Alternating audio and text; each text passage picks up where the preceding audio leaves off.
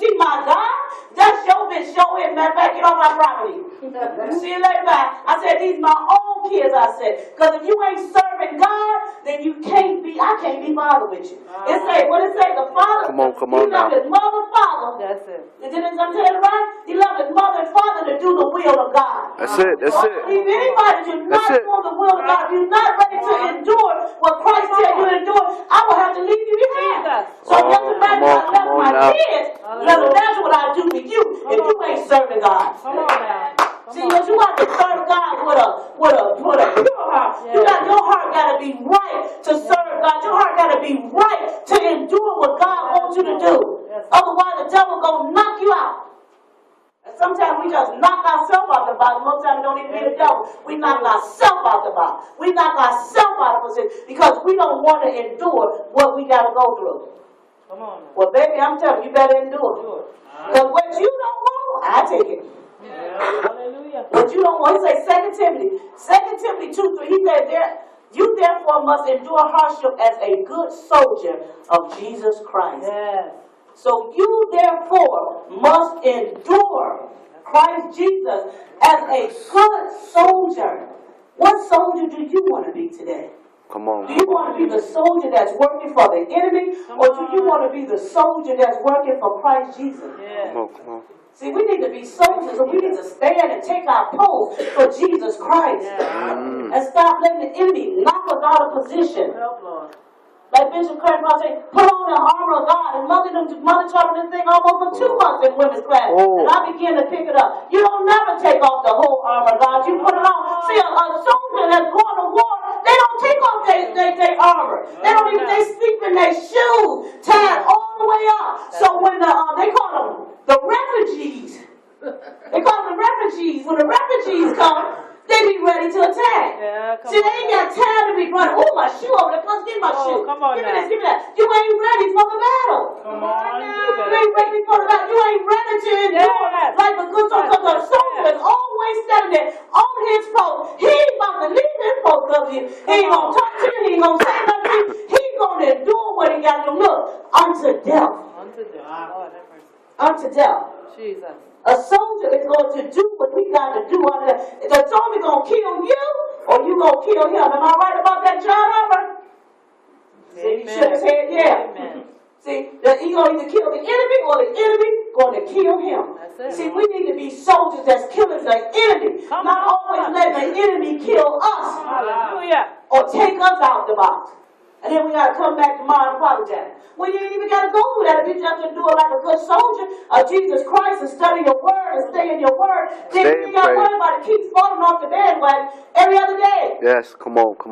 Every other day. Off the bandwagon, Every day. We used to say back in the day, you fall off the bandwagon, I mean you're going to have a dream. But you just fall off the bandwagon because of your feelings, because of your emotions, because of your certain, because you didn't say that to me the right way, Pastor Bobby, and I ain't going to do nothing. Every day. And you watch and see if I do it. Come on. And that's the way we do in Christ. And that's the same way we do God. We be telling God, man, forget you. I ain't gonna do nothing, God. I ain't gonna endure this. Who they think they is? But they forgot all authority is given by God. It ain't say some, it say all authority. Look, and if you read the scripture, it didn't say no nasty authority. It didn't say no mean authority. Come on now. It didn't say no angry authority. It say all authority is given by God. Yes. So when authority give you an order to do something, you don't do it, you disobey and who? God. See, we know the word, right? So now it's time for the little word. Come on, amen. We know the word. We know what scriptures say, but now it's time for us to live what the scriptures say. It don't make no sense if you ain't living what the scriptures say. We got to live what the scriptures say. Amen. And do what the scriptures say. Yeah. Amen. And see, and I keep saying, our GPS, our guideline is right here. This is what we need. Yes. What this is, y'all? Bible. The what? I can't hear you. Oh, Lord, that's why we ain't got it. I don't even know what it is. Everybody say, God, that was dry. Say it one more time. What is that? The Bible. The Bible, the Word of God, the truth. Look, it says the truth will make you free. So you got to know the truth. If you don't know what the truth says, how you going to endure something like a good soldier? If you don't know what the Word of God is saying. It says he betrayed him for 30 pieces of silver. Yes. He betrayed our Savior just for 30 pieces of silver. For what? And for nothing. Because look, he hadn't did anything to him. He hadn't did anything to Judas for Judas to betray him. But it had to be done. Yes. It had to be carried out. Part of the plan. It was just part of the plan. It had to be carried out just like that. But still in the intro, he said, Father, forgive them because they know not what they do. He still forgave them. And that's what we got to do. We got to forgive them because most of the time they know not what they do. Come on now. So we got to endure this stuff. I have to endure my stuff. You got to endure your stuff. You got to endure your stuff. But while you endure it like a good soldier. Amen. Stop giving up. Stop wavering. Because if you in the fight, you can win the fight. If you in the fight, if he put you on the battlefield, you can get through it. Because he put you there so you can get through it. But you ain't getting through it because you're not into your work. But if he put you there, you can get through it. If you here, you can get through the year program. Because when you came to the program, it says a 1-year program, not a 6-month program, not a 3-month program, not a 9-month program. It said it's a year program. And they knew that before they put you here. Come on now. So you can endure the year program if they put you in here. You can endure it because while you're here, God working some things out of you. Yes, yes. He ain't brought you here for nobody else. He brought you here to fix you. Yes, Lord. Well, a lot of things we think God brought us here to fix somebody. No, God brought you here to fix you. Fix me. Again, because if we was all okay, we wouldn't need say gay. Right. You we wouldn't need say gay. Well, look at that. I come for the sick. I ain't come for the ones that's well. I come for the ones that's sick. So we all sick. So we all need Jesus, more Jesus, and to endure the things that you gotta go through. Stop enduring my stuff and enduring your stuff. Come on now. And then we can get along much better. Oh, he said, have you ever been arrested, especially for something you totally was innocent of? Jesus was totally innocent when he was arrested. He hadn't did anything. He was totally innocent. But yet still, he let them arrest him Come on now. because it was part of the plan.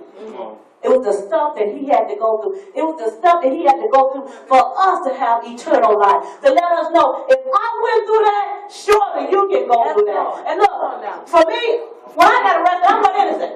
I was not innocent. I was guilty, and I did it, and I'm guilty as charged. And I ain't telling them, guilty as charged. That was me. I did it. Come on. I ain't plead innocent because I know what innocent, so what am I? I did it. Be fool up, I did it. I did it. Please don't give me what I deserve. But I did it. But see, he didn't deserve any of that. But he still did it for me and you. So why you can't do it for Jesus Christ? Why is it so hard for us to do it for Jesus Christ? Come on now. In my conclusion, they beat him. They mutilated him. They betrayed him. They tortured him. And he endured a terrible thirst. They nailed him to the cross and hung him out to die. Then God dumps every sin you and I have ever committed on Jesus' head and turned his back on his son. For the only time in eternity, what did Jesus do for you? He did it all. Jesus did it all for me and you. Then we can't do nothing for God. But it's time for us as Christians to start enduring whatever you got to endure, whatever it is that you got to go through. You got to start enduring that stuff like a good soldier. Again, because if he put you in it, you can go through it.